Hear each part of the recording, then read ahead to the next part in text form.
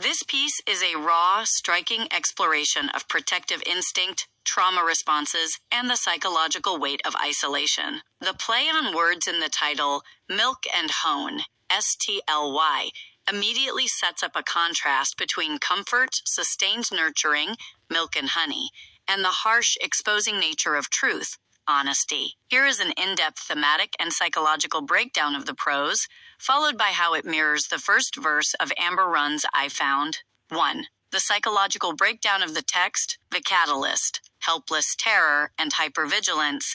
I remember the genuine terror I felt, knowing you were home alone. The narrative opens with intense hypervigilance, born out of protective love.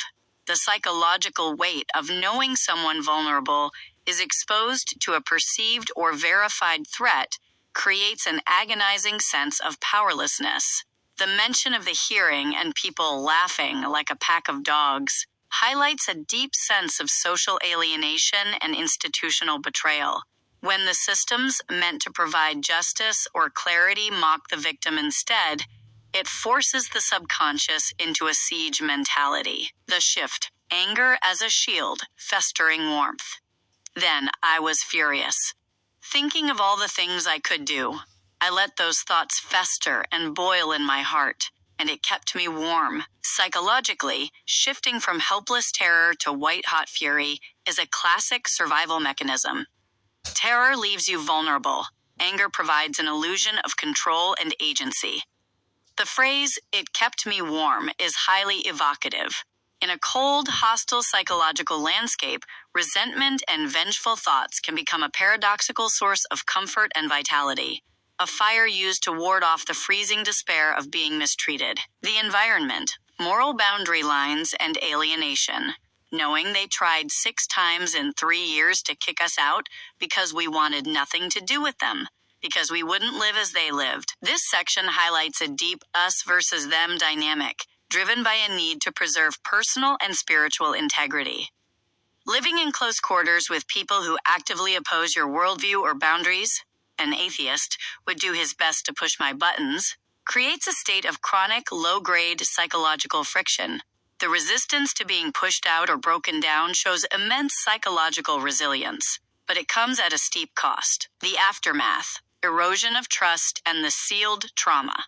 My trust, my faith in people, managed to lessen itself like vapors in what my family had done to me by keeping a promise to seal their lips. The climax of the piece touches on a profound, compounding betrayal.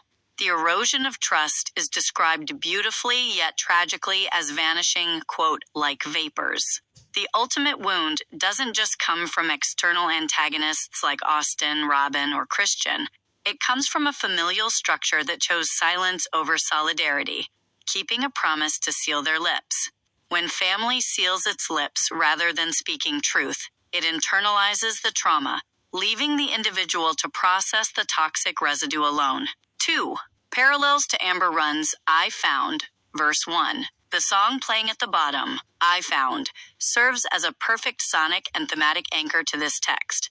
The first set of lyrics reads, "And I'll use you as a warning sign, that if you talk enough sense, then you'll lose your mind, and I'll use you as a focal point.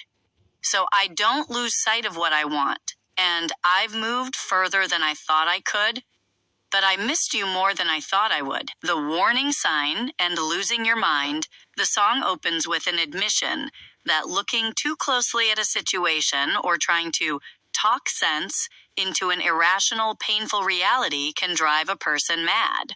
This perfectly mirrors the prose's description of letting furious thoughts boil. In both pieces, there is an acknowledgement that standard logic doesn't apply to traumatic environments. Trying to make sense of a pack of dogs laughing at a hearing or family members keeping a toxic silence is a fast track to losing one's peace of mind. The painful experience itself becomes a grim warning sign, the focal point of survival. The lyrics speak of using someone or something as a focal point to keep from losing sight of what matters. In your text, the focal point is the fierce, protective devotion to the person who was left alone.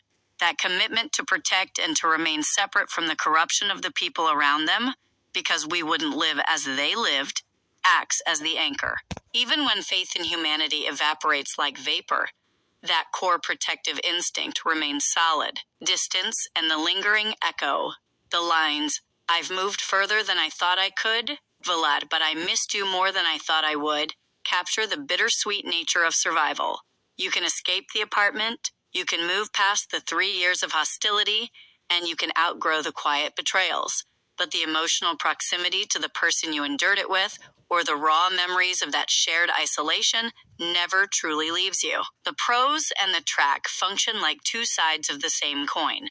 One is the burning, boiling internal monologue of enduring the storm, while the other is the melancholic, reflective come-down of processing the scars left behind.